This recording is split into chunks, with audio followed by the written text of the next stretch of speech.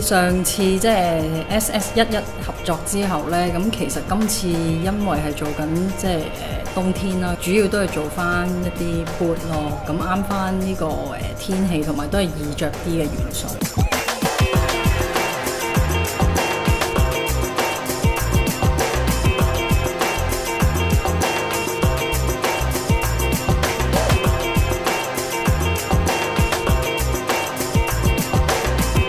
今次個設計靈感呢，主要都係同我日常中意着嘅鞋有關咯。平時我都會中意着一啲即係兩類嘅啫，一係就做嘢着嘅鞋，咁啊可能係 platform 啊或者高啲嘅靴啦。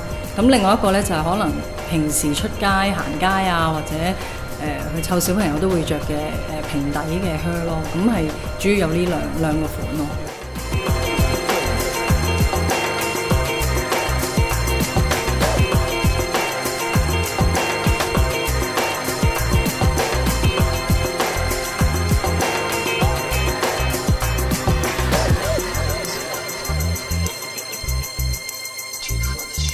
嚟緊呢個 Fall Winter， 咁我覺得都係比較流行一啲鮮色啲嘅顏色咯，好似黃啊、藍啊、紅啊，同埋綠色啊、棗紅色啊，咁呢啲顏色都會喺嚟緊呢個冬天都會比較 hit 啲咯。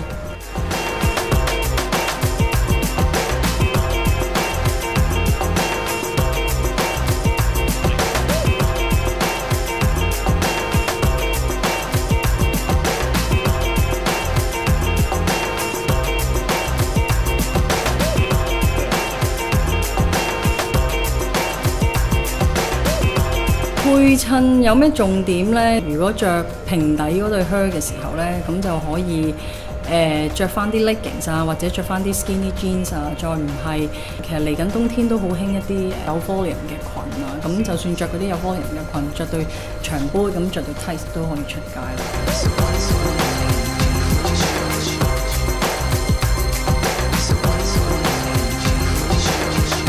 今次影完相咁今次可能會比較 organize 啲啦。今次嘅籌備時間反而少嘅，但係少得嚟，可能大家就變咗一定要好準確咯，對大家要求嘅嘢。可能我同 Staccato 個溝通啊，即係今次係真係好短嘅時間就諗咗呢兩款鞋出嚟。